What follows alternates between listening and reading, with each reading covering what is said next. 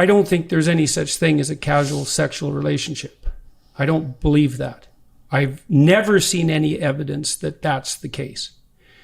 I think that there are people rationalize that constantly because they want to believe that short-term hedonistic gratification is ethically acceptable. And I don't think it is.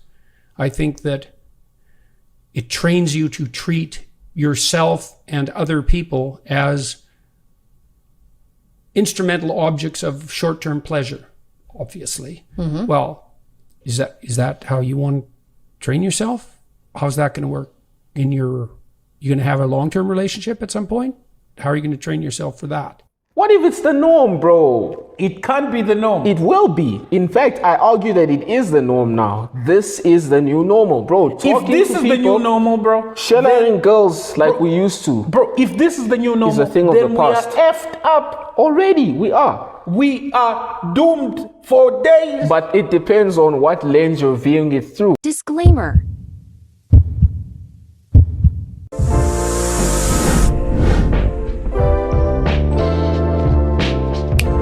Think about it, bro. Like, we're in a day and age where you don't need to try, bro. The mantra of our generation is don't try, right? There's a whole book they wrote about it, man. Like, it's a very popular book, entertaining book. Read it. It's like, what's it? The Subtle Art of Not Giving a Beep, right?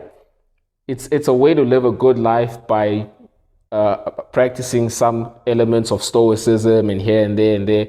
But there is a specific chapter called Don't Try. And it's not saying don't put in effort, but it's basically making you eliminate what is trivial and focus on things that actually matter. Now,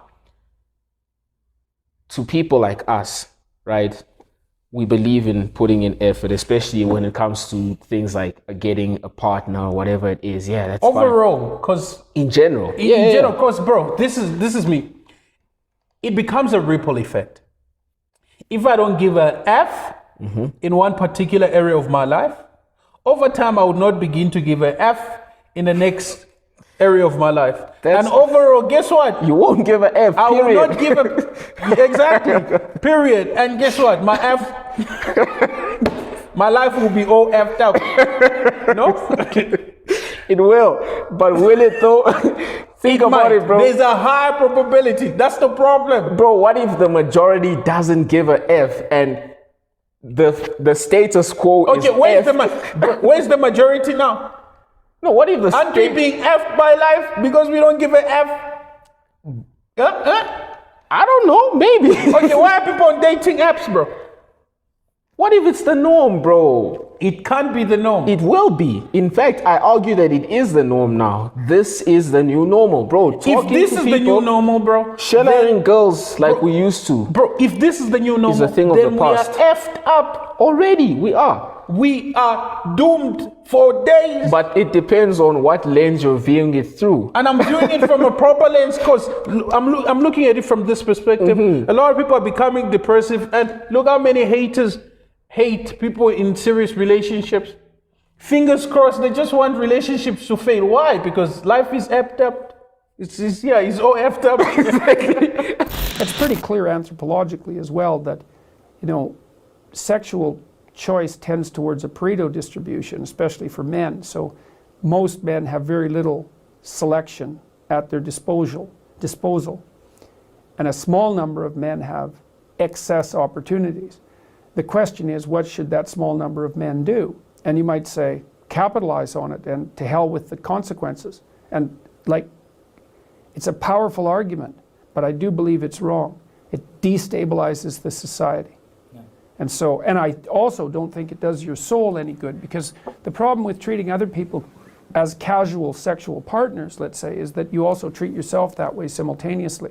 And I don't think that does you any good, because you're not, unless that's what you want to be. If you want to be a casual partner, it's like, well, I wouldn't say that's a particularly noble ambition. You should be able to do better than that. They don't need to find partners, bro. The new normal is not about partners. I don't want to be hooking up. No, you don't want to. Exactly. My point is... So you think the new normal is hooking up? Bruv, I promise you, people maybe correct me if I'm wrong, guys, in the comments or something, but personally, I believe that there's a handful of people who still subscribe to traditional values in terms of relationships, right? Because now even the whole construct of relationship is blown wide open, bro. Think about it this way. If you're somebody who wants to be in a, what do they call it? Like it's just one-on-one. Monogamous. In a monogamous relationship, right? That's kind of like, that's not looked as, it's not progressive according to the time we're living in. Why? Because the times we're living in... Guys, you tell us, is it progressive or non-progressive? Is it a barbaric practice? I didn't know when it became barbaric and non-progressive. It's restrictive as hell. Why do you want to hold on to this person? Why not share this person? Why do you think open relationships exist, bro? What do you mean you want to share this person? Open relationships are the norm now, bro. Let's look at Will. How is his life? Is he not effed up? It was kind of messed up. It is effed up. His life is effed up. Do you know why his life is effed up, Pat? Because he gave a F about traditional values. Now, if you have a lot of people... because he didn't give a F about traditional values. He did. That's how his life got effed up. Because guess what? He decided to make his marriage was so beautiful. Within a year of no drama. And then he decided to open relationship. Guess what? He was stripped naked. No, you can look at it from both sides. His life is where it is because he decided to give a F about traditional values. When in Rome, do as the Romans. I'm not like they say that. That's not what I'm on about. Yeah, sometimes, you gotta be like the Romans every now and again. Not always. In this context, right? That's not something I do personally. That's not what I do. No. Okay. Straight. I don't do that. I'm not about that, right? I'm still a traditional man who believes in traditional values, who does things according to what I understand are morally correct, blah, blah, blah. But if I'm living in a time whereby this is the norm, bro, I can only hate on it to an extent before the voices around me become so loud that I'm the old man on the hill that's telling people the end is near. Whereas if you're seeing someone casually, you can just get the kissing and the smooching without any of that other stuff. And there definitely are benefits to sex and hooking up. It's good for you. It's good for your mental health and it's good for your physical health. This is something that has definitely been confirmed by science. Trust me. So for people who don't have the time or the energy or the inclination towards a serious relationship, hooking up is a nice, easy way to get all of these benefits of having sex without all that other stuff. Did people somehow come up to this end themselves, or is it as a result of these companies that actually want to monetize on this dysfunctionality in society? I don't think so. These companies are opportunists and they are quite smart because they see you've got to play to your strengths within the context of where you are, right? If today everybody decides that we're not going to eat meat anymore, it would be foolishness on my part to start a butchery, right? True. I would need to read the Times and say, okay, the way things are going in the next 5 years, everybody's going to be eating veggies. I'm going to go out there, buy some land and start planting veggies because I know that's what's going to win. I'm not going to go and starting a butchery. These guys just read the situation that was already there. They didn't cultivate it, I think. They saw what was already there and they were just like, this is how we're going to do it. Okay, but the target market, because remember, yes, you have a company, you have an idea and you see an opportunity, a niche in a target market, right? Do you think the target market, when they targeted it, was as large as it is now? Or is it because they noticed that majority of people are within, we call subgroups within culture, right? Are within subgroups within culture. And if we can target this particular group has the ability to influence the rest of them. Do you think that was? I think for one, yes, right? They had a specific target market in mind, but we know that target market is fluid. It changes over time, exactly. For sure. And how do we make sure that fluid aspect works really well? We've got to have some sort of influence, right? That's going to actually bring about this kind of thing. And think of how easily influenced we are as people.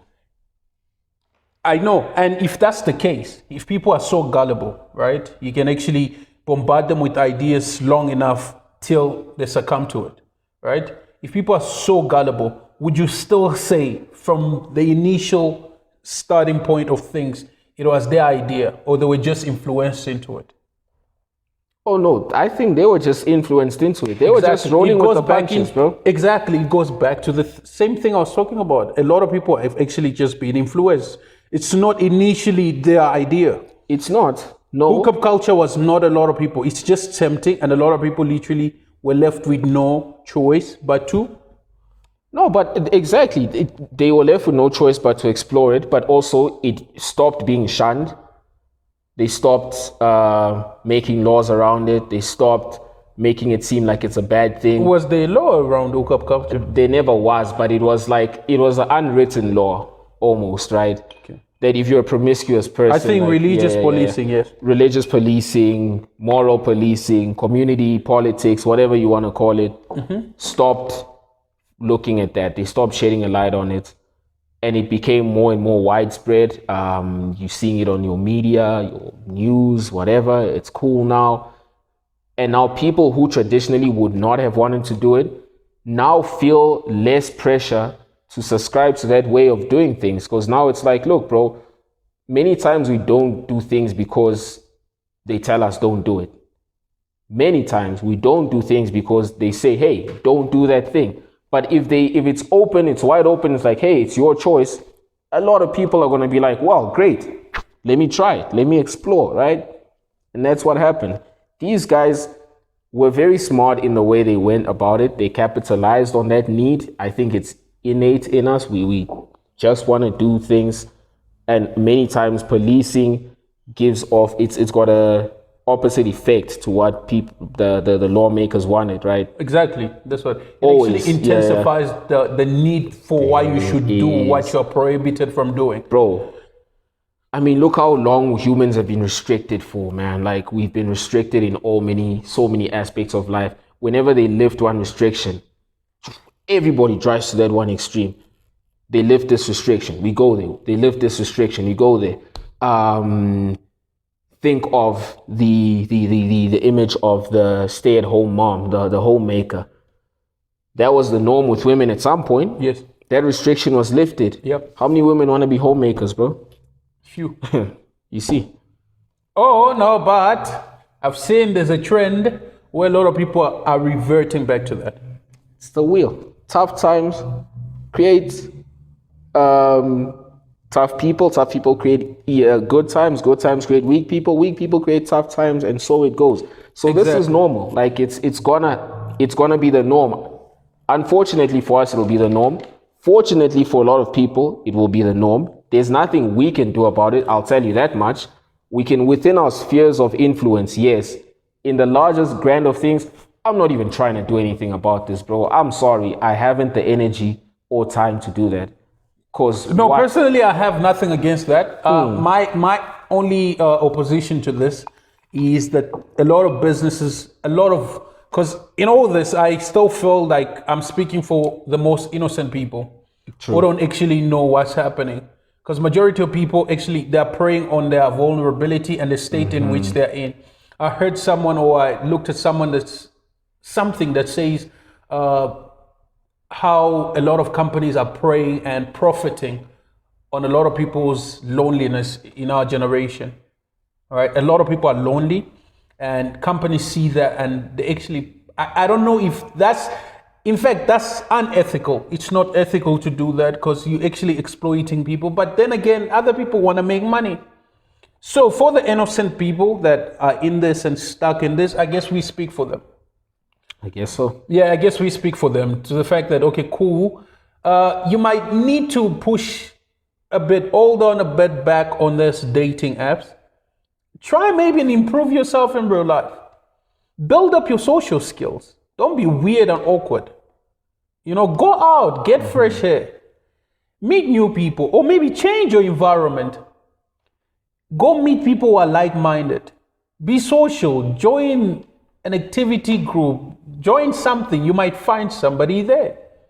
There's a high probability than being stuck on apps that actually prey on your most weakest moments. And so, yeah, I guess that's me. The thing is, we can't really speak for everyone. We can't. Your point I second strongly. Those things you must do. In my perspective as well, you pretty much took the words out of my mouth. If I were to argue for someone on the opposite side of the coin, I could say, no, this is progress, this is evolution, this is the norm. You must get on these apps because you will meet people, you will be more social, you will do this and this and this and this and that. You will take advantage of the age that we're living in. There's so much information, there's data. You don't need to put in as much hard work. Matter of fact, doing all of that is hard work. If there was a bot that could swipe left and right based on what I programmed, perfect, wonderful. Now I don't even need to do that. The AI gonna do that for me. Basically, for in like wrapping it up on my side, I'd probably just say to each their own. Really, it's incorrect as well, like what you said. Companies taking advantage of people's vulnerability and loneliness and all that. And not only that, do you know most of the people that get matches are females? On Tinder? Yeah. But of course. And if you are less than 6 feet tall or 6 foot tall, as a man, you don't get matches. That's what I'm saying, Chris. It's like, leave these apps. They're actually emphasizing on your disadvantages overall. Making you feel less than, creating a culture. It's actually contributing more to the depression because as a man, you're realizing, oh shit, I'm actually not attractive enough.